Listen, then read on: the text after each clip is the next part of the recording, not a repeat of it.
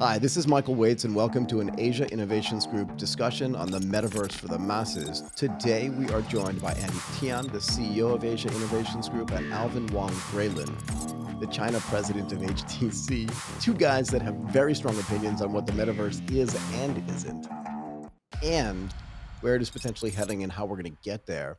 And also, two guys that have known each other for quite some time. How long has it been, guys?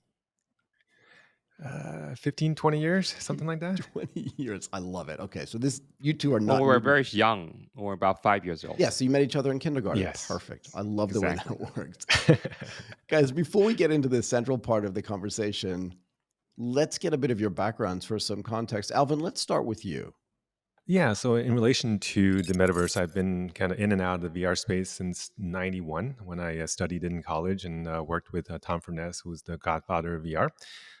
But the last 7 years, I've been with HTC, and we're one of the key innovators in the VR space, and have been building this healthy ecosystem for XR for some time, and I think it recognized major player globally. Awesome. And Andy, how about you? So I'm a New York boy, grew up went to MIT. I like my clam chowder, and I do enjoy nice cocktail and long walks on the beach, Are virtually you looking for a date? in the metaverse. Virtually in the metaverse. If you guys want me to So leave you alone, that's perfectly fine. no problem, no problem. Three is a good Three's a crowd. good So crowd. Awesome. so in my non-weekend time, after long walks on the beach, I like to make products.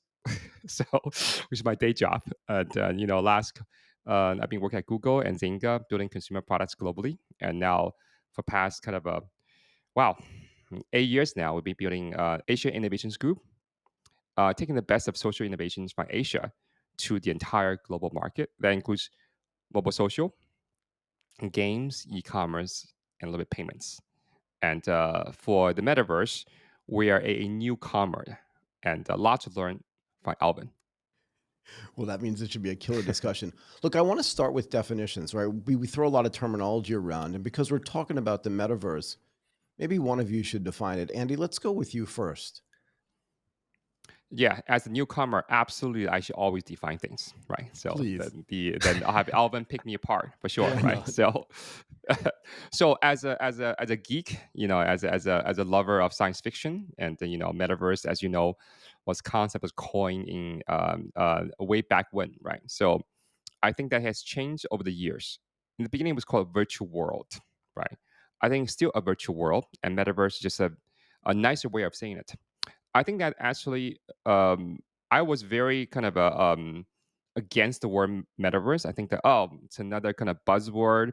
It's really just virtual world. But after talking to Alvin actually, so this is not buttering you up, Alvin. I'll be on the attack later I'll be on. there. Just you watch. But I All think right, one I'm thing that ready. Alvin said before is kind of I'm like, oh, okay, metaverse is a multiverse. Virtual world is a world. I think the metaverse is really just that, right? It takes the virtual world experience where you as a person can pilot a avatar, 2D avatar, a new concept of yourself in a virtual space environment, and interact with other people equally. Doesn't matter if you're a tuk-tuk driver in Bangkok, or a financial analyst in Hong Kong, or a real estate magnate in New York City. You are equal in the metaverse. However that representation may be, maybe 2D, maybe 3D, maybe on your phone, maybe on your VR headset, which is great, and or it could just be a pure concept in words on a piece of pages of a novel. So I think that's what like metaverse really take away the inequities and the bindings of the real world, create a place where everyone is equal. Yeah. So that's kind of what I think what metaverse is to me now. Alvin, do you want to jump in and give a little bit of your definition? Because I've got a couple of questions about this, Yeah, actually. I think most people make it too complicated. Yeah. I like to try to simplify as much as possible. And actually, so just to know where it actually first came from, the word metaverse comes from Snow Crash, which is Neil Stephenson's book that came out in 92. So it is a sci-fi kind of inspired word. But because there's so many definitions out there, I think the simple way to think about it is, the 2D internet is what we've been working on and building the last 30, 40 years. Going forward, we're going to move from a 2D internet to a 3D internet. And that's really what the metaverse is. So I think I agree with part of what Andy's saying in terms of virtual worlds, because the virtual worlds will essentially be the website of this future metaverse, of this future internet. And so instead of going to a URL, you're essentially going to a virtual world. And the other thing I agree with Andy is that you don't have to use a VR or AR device to use the metaverse. In fact, in the beginning, most people will use a PC or a phone to access these 3D worlds, and they will play these 3D worlds like they do in first person players action games today. But in the future, more and more people will start using XR devices, and they will be more immersed into it, and they will feel like an experience instead of just going to a website. I think that's really where the world will be going in 5 or 10 years. People will probably spend more time in a metaverse environment than they will in waking hours in the physical world. Can we go through this progression a little bit? Because I think both of you are making a really good point here. And I just want to give it a little bit of a framework, right? I think at the beginning of every technological transformation, the newest tools are kind of too expensive, right? So, you both mentioned Mhm. mobile phones. Everybody's got a mobile phone now, but you also mentioned XR, AR, VR environments. And I think at the moment, these newest tools, right, are too expensive for everybody to have. But that means there needs to be an on-ramp for this, right? And there's always some kind of on-ramp. And if you look back at the mobile phone thing, it first really started with, dumb phones or flip phones. And then everybody had one of those. And then we moved into the smartphone era. And slowly but surely, the prices of those dropped so that everybody could have one. And now that experience is ubiquitous. Andy, what's the on-ramp for this metaverse and this super immersive experience that people are going to have that you both agree, I think, is going to happen, but we're not there yet? Yeah. I think on ramp works for everything, right? So for any technology progression, there's a early adopters, and then there's going to mass, right? So I think that the metaverse in the 3D fully immersive right now requires what HTC does the best is VR headsets, helmets, and everything. And Alvin can talk a lot about it. So by the way, Alvin also looks great. He's probably one of the very few people that looks great wearing a VR headset. Think about that. It looks better with the headset on. Yes.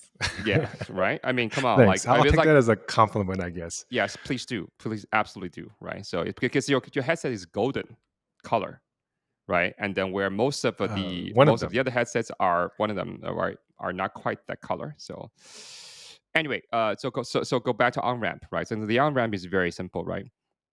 On ramp for us, like we are not in the we are not in the 3D immersive. It requires years of research and technology, but we do have the mass users, right? We have about 500 million users now across our portfolio apps, and our main platform, Apply live video platform, has just passed 300 million registered users across 150 countries. So that's a lot of mass users, and maybe that's something that we can start testing. So how would we do something in metaverse, right? And then I got inspired by, again, Alvin and Alvin and his HTC days, and I said, maybe we'll do just one thing, right? One thing and one thing only: the avatar. Because I think that everybody needs an on ramp into a new experience, and that new on ramp has to exist within their current device, which is the phone. And we do have an app that's quite installed on a lot of people's phones already. So why don't we insert an avatar into it? So this is why we kind of work with the economists to launch our applied avatar, kind of a pretty, I would say, the very high fidelity 3D avatar you can just go in and use to live stream yourself across the world, Wait, but Andy, and Can I learn how this that's an works? In experience. other words, like you've got a camera on your phone, right? So my idea Correct. before we started having this conversation was that if you're using the phone, that phone is going to be the pathway, and that the camera on the phone would be the mechanism for getting on to the metaverse, right? But how does it Yeah, work? Does an avatar replace me via the camera, or do I not use the camera at all, but I get the experience of me being able to activate myself using the avatar? Like, how does that work? very simple expression tracking. The front end camera will track your expressions, and your avatar on your screen will talk, smile, shift your eyebrows, wrinkle your nose, and do everything your face does. But of course, don't pick your nose because can't pick up your hand yet. So I don't know what that's going to maybe look like. later, maybe later. But right now, it will be.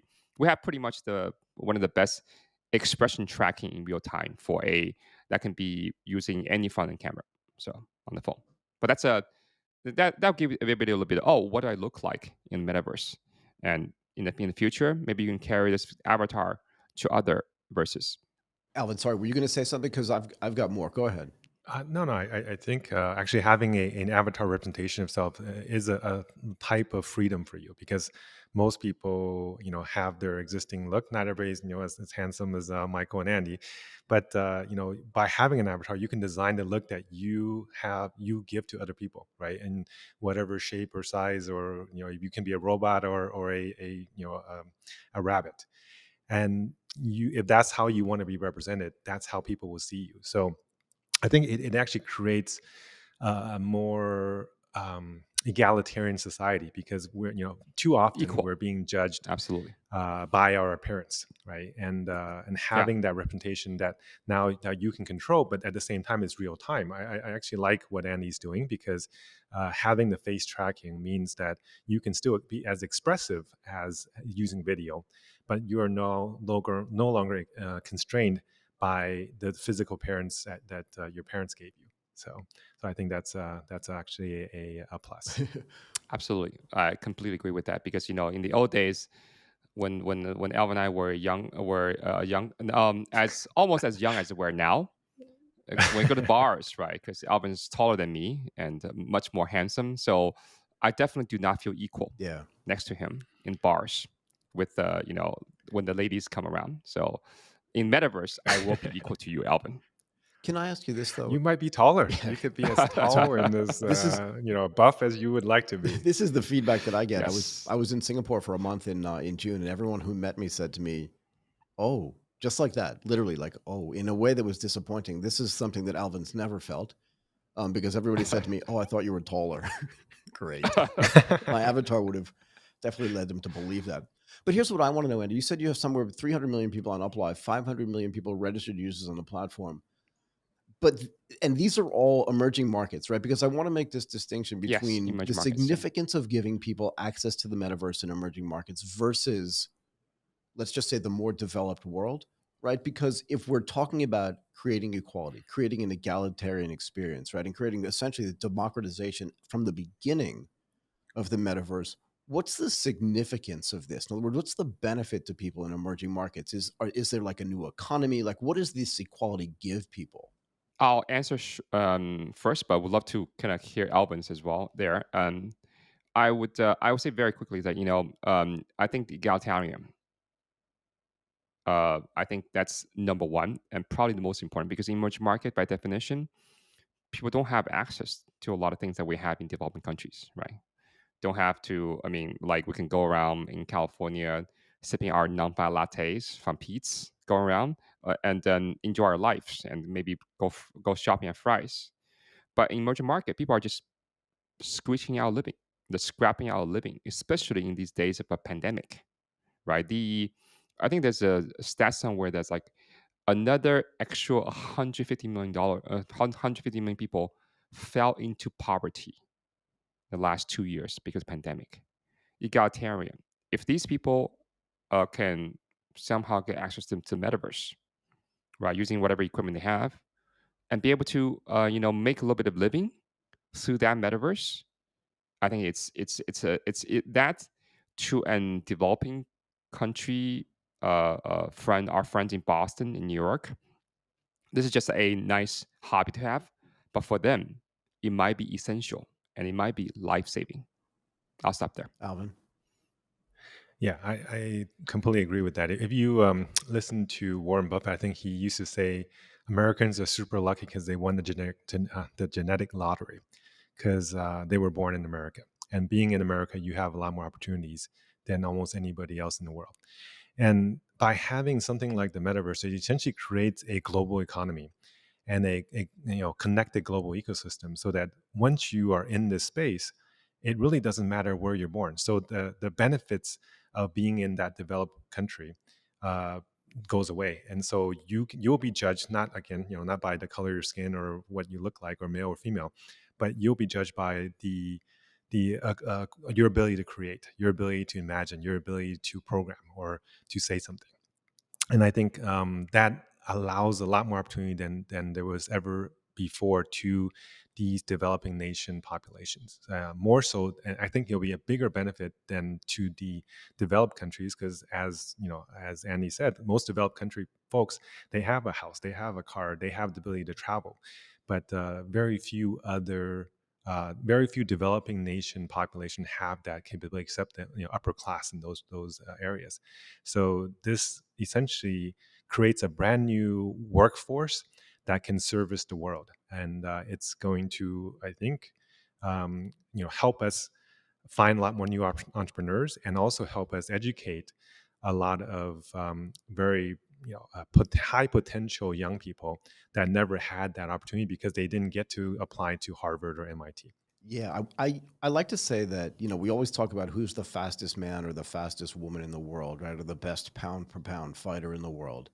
And yet we're limiting it ourselves just to the people that we know. I always have had this theory that there's, some young girl living in a village somewhere that we haven't experienced yet, or that we haven't seen yet, who like has locked in her brain the cure for cancer, or the cure for muscular dystrophy, but it hasn't been unlocked yet because Mhm. she hasn't been exposed to the rest of the world's knowledge. And I do think that creating this democratized, connected community, starting with the avatars, the on ramp, and then moving into more immersive experiences, will unlock that as well. But before we get to that, Alvin, I want to Actually, talk I to want you. to give one point of data on Go that. ahead. In fact, I spoke to the head of the micro master's program at MIT a few years ago, and they just started this program where they can essentially allow anybody in the world to apply to get a degree at MIT. But for the first 2 years, you actually do it online.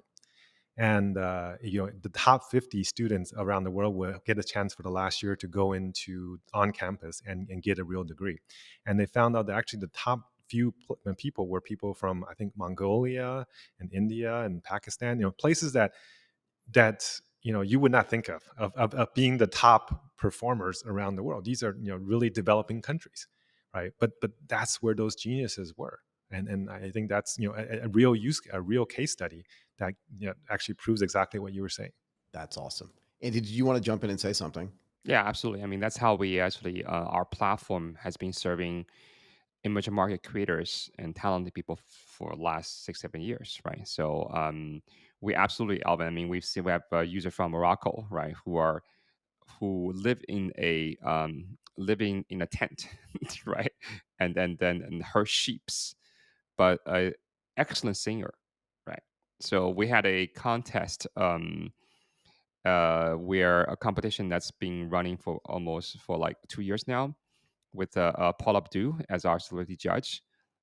Apply World Stage, where 10,000 singers from around the world compete on our platform, and from emerging markets, right? So Paul Abdul is judging on American Idol. She can only judge what, 10 people, 20 people a season. On this one, she has like, wow, there's 10,000 people vying for I can talk to, and I can talk. Oh, I talked to this person from Africa. I talked about Nigeria. This person from Philippines. She's like, oh wow, they have amazing singers, because guess what? Just like math, singing is something that's universal, right? It doesn't matter if you're born in South Africa, or South America, or South Korea, right? You may be a good singer. So how would you be discovered? So by that.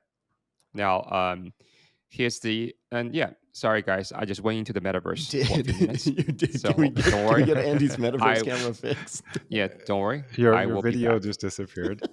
Yes, don't worry. All I'm right, now You were I'm back so from into it. You there were you metaverse. are. so deep into the experience of Phew. the metaverse. You went all the way in. Go ahead, Oh, Andy. it was very meta. It was very very meta. So I'll share with you that bit.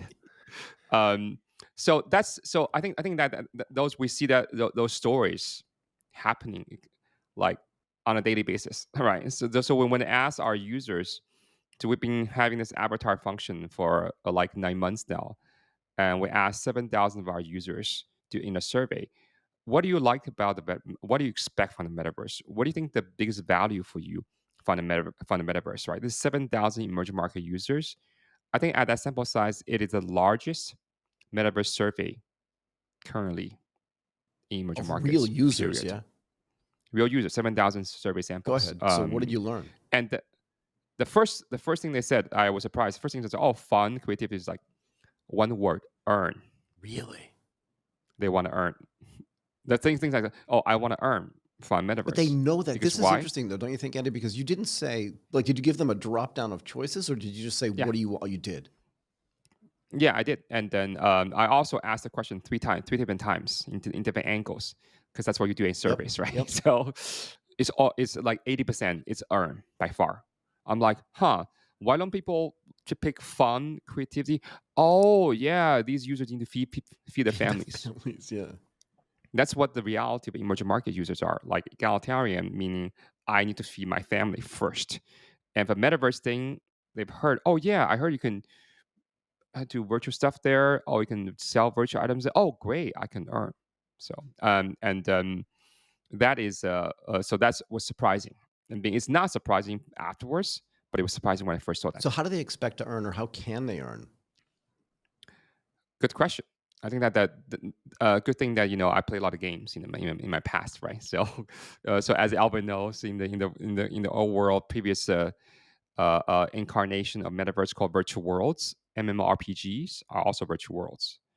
People earn. There's an economy.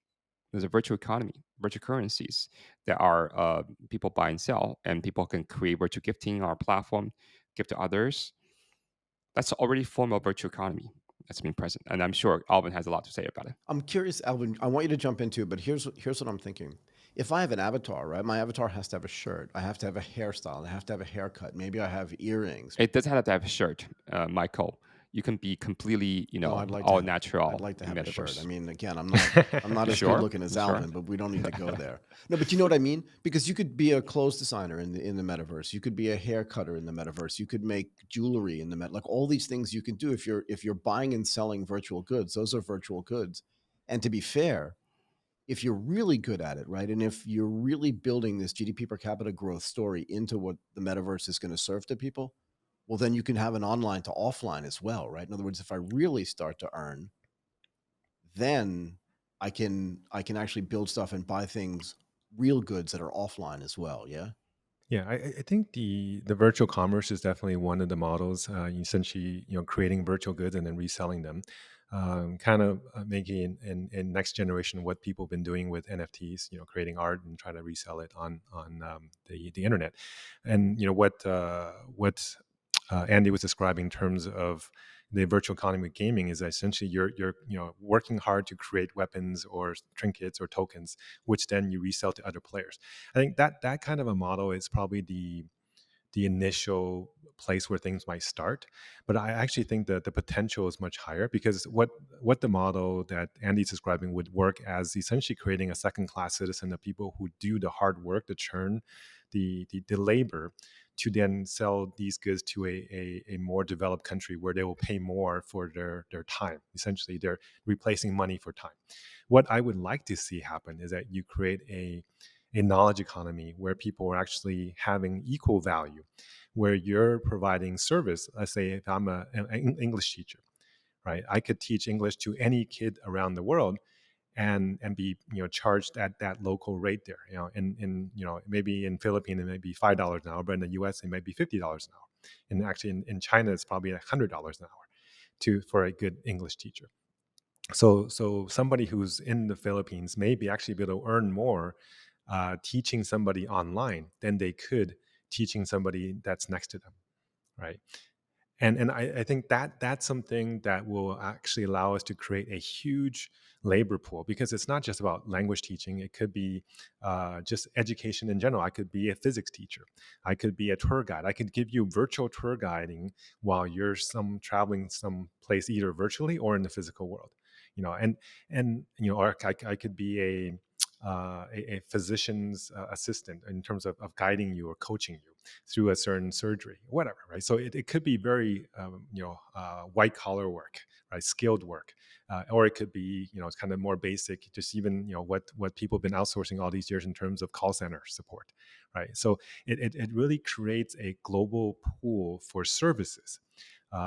Which I think goes beyond just selling virtual goods, because I think virtual goods will be becoming more commodity, right? I'll make a virtual hat or a virtual shoe, and instead of selling it for the NFTs or $100,000 something, it's going to go down to $2 or $5, and probably most of the big brands will be the ones that win in those instead of small creators. But a service economy really requires a large workforce. And I think that actually will create a requirement for labor that will be able to service a very large scale of people around the world. And I think that's where the bigger value will actually lie. Andy? That's very interesting. So, as you know, so this is way. It's really funny. I show our avatar to one of my friends, right? And he said he let his wife try out. And his wife said, "Oh, this is really awesome. This is great." It's like, can I use the avatar to teach a class? And I'm like, why? Oh, because she's Japanese. She's very shy. It's like, oh, I don't want to show my face in front of other people, but I don't want to just use my voice. But oh, avatar. Oh, wow, it moves with my face. Oh, I can be this avatar. I want to use my avatar because she's a Japanese tea ceremony master. So it's like, oh, I can create a Japanese tea ceremony master avatar for myself. Oh, I can use it to teach a class. I'm like, sure, why not? So I'm like, this avatar, this metaverse, I think that the other thing that enables knowledge economy delivery is that, well, what we realize that an avatar for a lot of people, and just not, it's not just fun, it actually reduces their social Yeah, it anxiety. unlocks the freedom. Yeah. Go ahead. Yeah. So, like I was very, very shy. I'm still very, very shy, by the way, guys. So, in case you've not noticed, both Alvin and I are very, very introverts. We love books, not people. So, unfortunately, in my job, I'm forced to interact with other people. So, I've learned. But there are many people who are still like my old self, who doesn't want to, who get nervous in front of talking to people, right? Social anxiety shyness is probably one of the most common conditions, not condition, but characteristics. Especially for people who are, you know, I want to use a very precise way, who have are less advantageous, uh, uh, so Advantage. Yeah. less privileged, Yep. right? Yep. It's just natural. If you're less privileged, you're scraping your life by. You generally have less confidence when socializing, talking to other people, and those are the people we actually need help.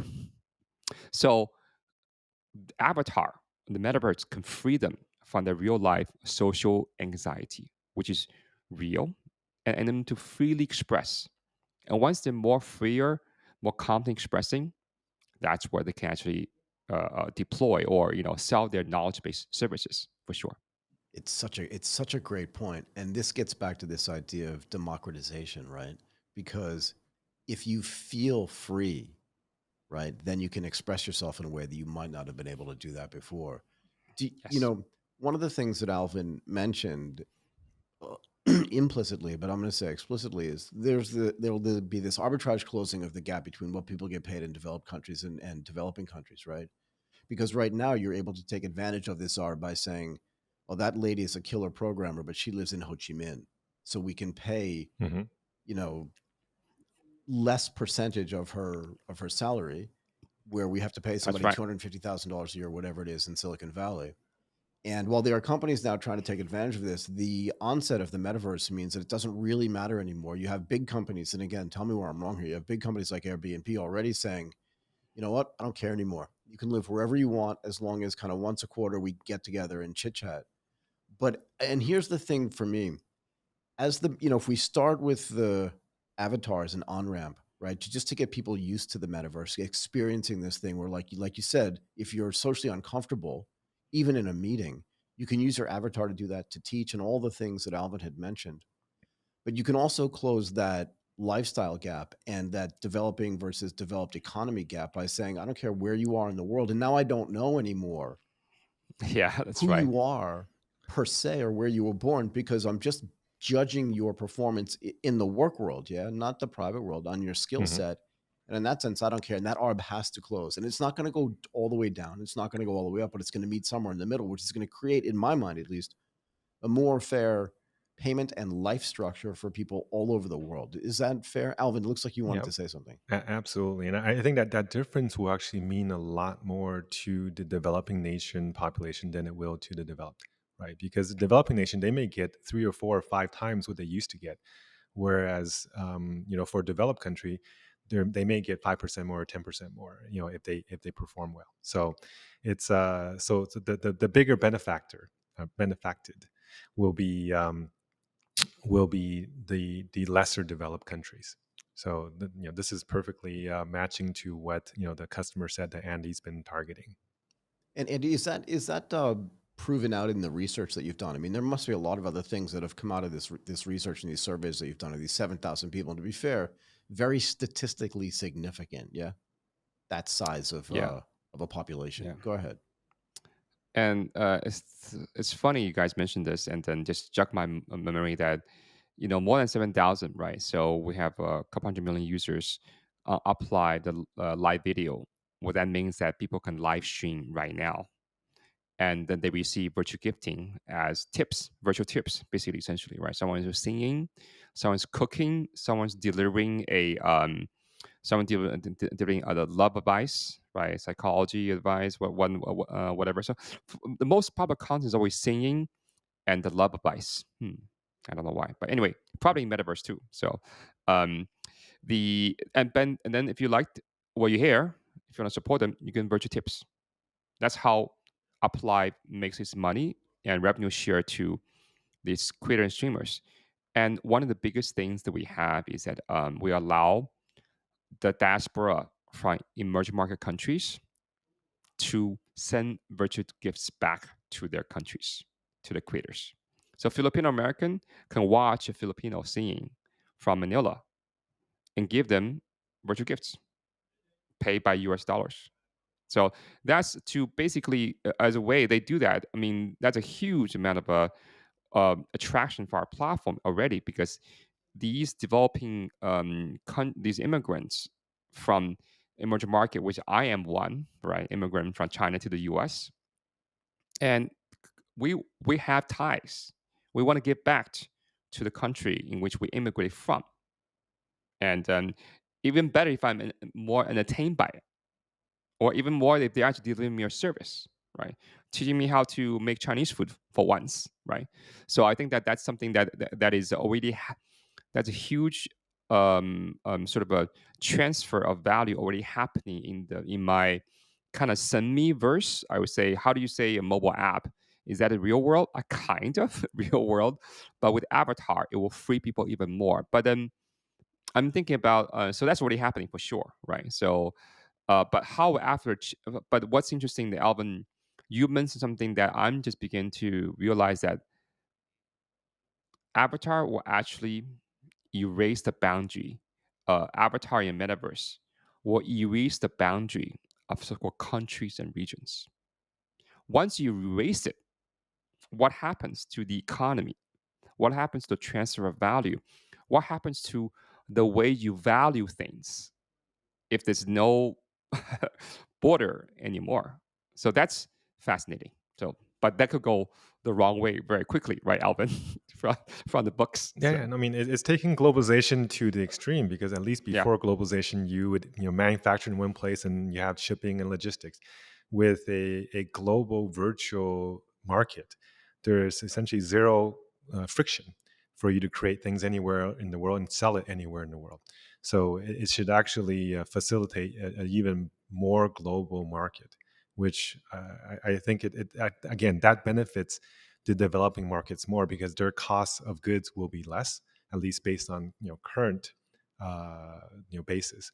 But it also means that there'll be a more variety of talent and goods available at a probably generally lower cost. But do Yeah. you, so Andy, you bring up a really interesting question, and I want to get both of your opinions on this actually, because I've spent a lot of time thinking about this, right? The world has been organized up until now, with physical borders, right? So rivers, mountains, oceans separate countries in the way people organize. But if the metaverse is going to make it easier for people to organize and their geographical location matters less, which is what you're saying, people Hmm. will then organize around their interests, right? Like, I love surfing, so I'm going to live by the ocean, but I'm also going to deal with a bunch of surfers that are global, right? Because I can talk to people in Australia about surfing, in Bali about surfing, Yeah. in California. And those Yep. are the people that I really care about. And the people that don't care about surfing, I don't have to deal with them, but I also don't have to travel there either. I want to get to, And you don't have go ahead. and you don't have to wear a shirt when you're surfing, so I'm going to rue the day that I said that. But you understand my point, right? So I wonder about, like, what happens to, as the world becomes wealthier, right? Because everybody has more access to information, everybody has more access to community as well, right? In other words, you can have a surfboard maker now, again, in a very small town somewhere, who can then sell because you're connected via the metaverse through a banking system that sits electronically on the metaverse, and send those products, as Alvin was saying, at a much more reasonable price to somebody in Bali from anywhere in the world. But what happens to the way we organize? Like, the social impact of this is also hmm. really large, no? The longer this goes, in fact, if you read Snow Crash, what happens is actually the political governments all fall apart, they all dissolve, and you create essentially social tribes. Right. So essentially, Michael, you're predicting the future that the kind of dystopian future that Neil Stephenson described. Corporations, But I right? don't think but I Corporation, don't think it has to be corporation and dystopian churches, though. corporations and Sorry, churches. I don't think it So has to be dystopian, to be fair. Oh no, it'd no! be much more In fun in if his it's book, like it's very dystopian. Yeah, dystopian in his because book it's dystopian, sure, essentially because every group has. Yeah, go ahead. no, I was gonna say, 'cause it's Yeah. dystopian because that's what sells books. But I get it. Go ahead. Go Yeah. ahead. Yeah. Shoot, I It's I okay. lost my train of It's okay, thought. but I do think there's a social impact around the way people organize and on the way, government set up. Like, for me, think about it. If people from Airbnb can live and work wherever they want, right, but still create the same and build the same technology and the technological experience for people to travel, right, just using them as an example, well, then why wouldn't everybody want to move to a place like Koh Samui or Koh Phangan, right, Hmm. where they have high Yep. speed internet connectivity? They can live this great life. The views are beautiful. The food's great, but they can still live the same life, the same technology enhanced life that they were living before. Yeah, I mean that's the kind of virtual nomads that people that have been thinking about, or a lot of people dream about in terms of being able to work anywhere and earn Western income while living in a you know uh, much lower cost country, right? So I think a lot of people will actually gravitate to that type of a world because once you put on your headset, you're you will virtually feel like you're with somebody next to them no matter where the other person is.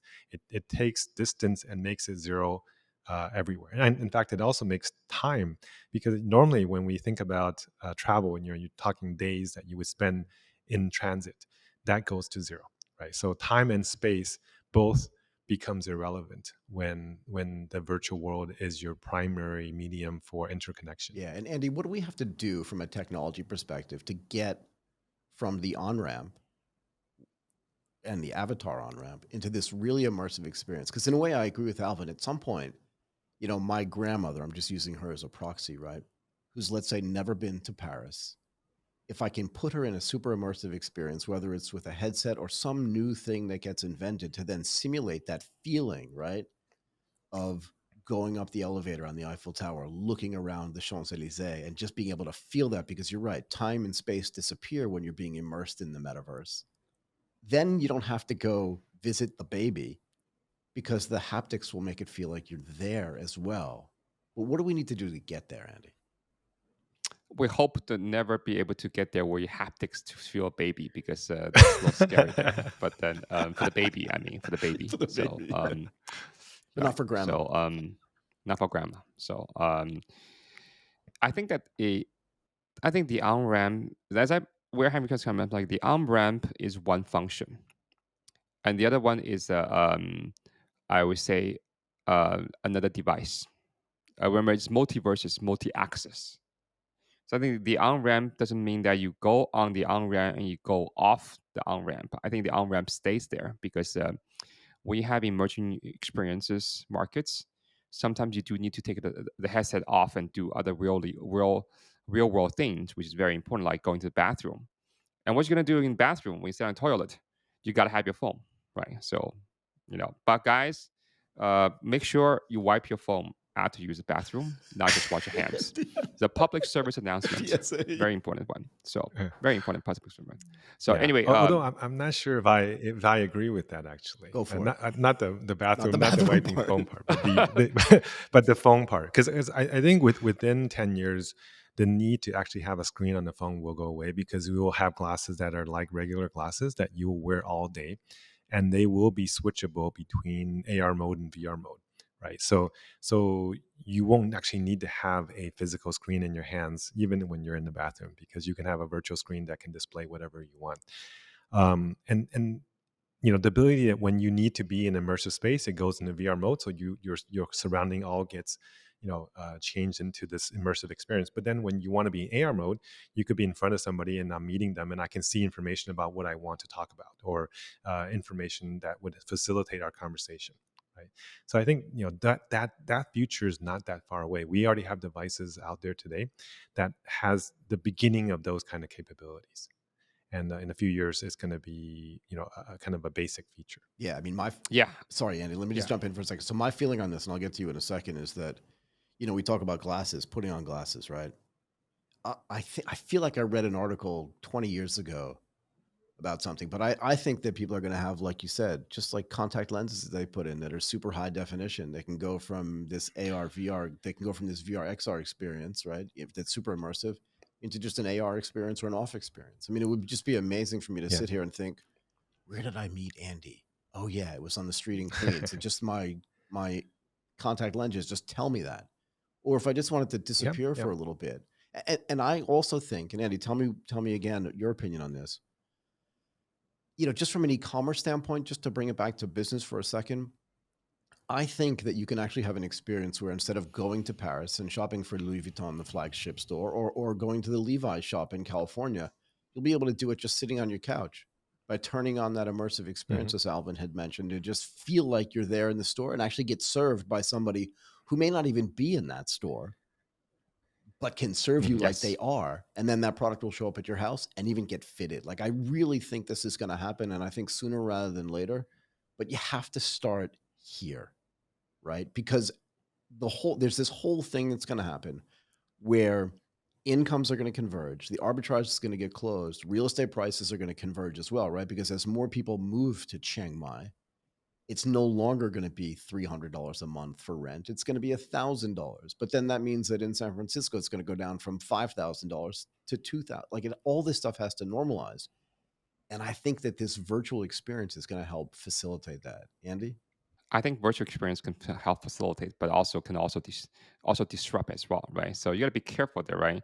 You probably don't. I think that there's a lot of privacy issues with having a massively permanent on for other people, right? I think it's just slight privacy issues here. So I may not want my information to be accessible, like in the movies, via a contact lens or a eyeglasses, and I think that I would love to have that kind of experience. But I think that in the meantime, maybe we can stick with the phone for a bit. So for probably the phone, I think there's also, I mean, I was at the MIT Media Lab, right? So we tested a bunch of random things, and we're still testing random things all the time.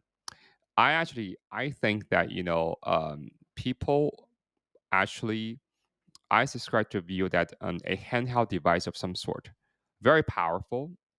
The screen could be projected upward, 3D, and then so on and so forth.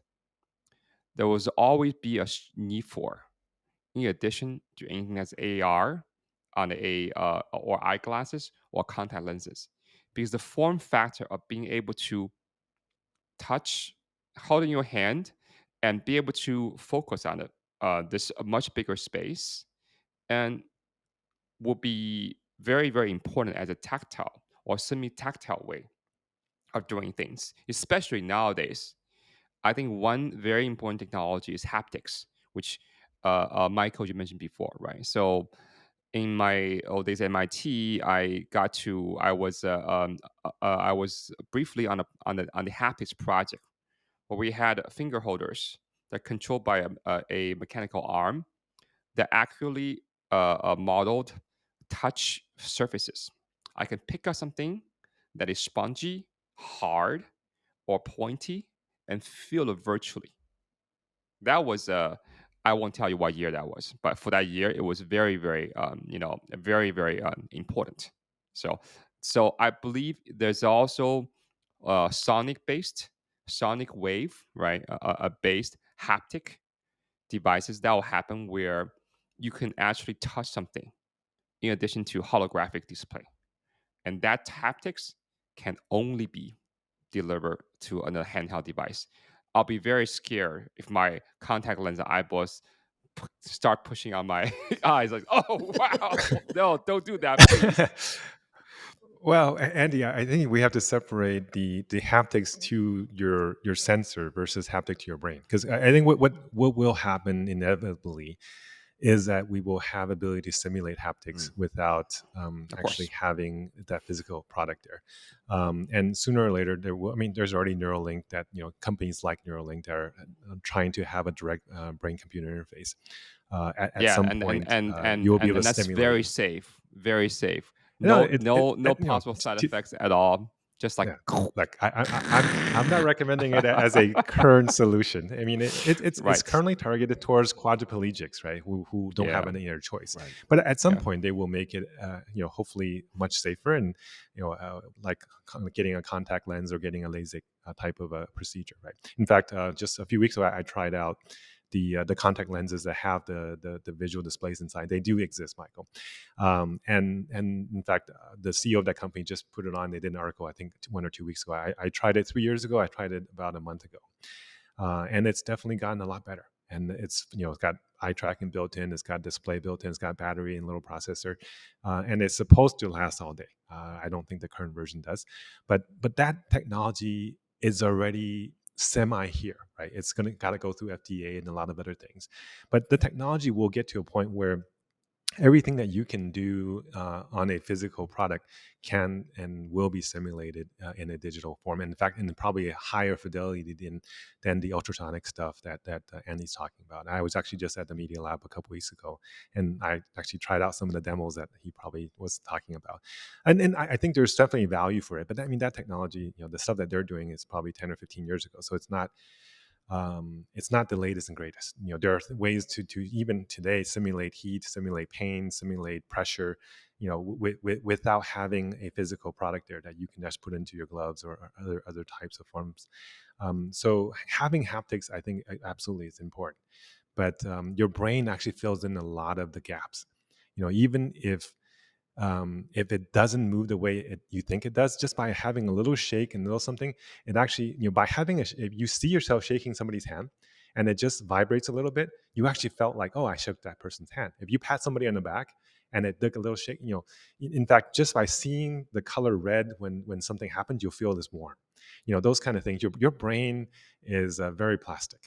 So we can make ourselves feel and experience things a lot more higher fidelity than the actual devices that are transferring that information. Yeah. Guys, here's what I So want to do. I want to stop this conversation now because I feel like we could continue to go on. And I think we've established this idea. I think we've established this idea that where the metaverse is starting, as we expected when we started this conversation, and where it's going and the path it's going to get us there is not just a short conversation. And I'm hoping that we can get both mhm. of you back for more of these types of conversations. I really want to thank you, Andy Tian, the CEO of Asia Innovations Group, and Alvin Wang Graylin, the China president of HTC. This was fascinating for me. fascinating. Thank you, guys.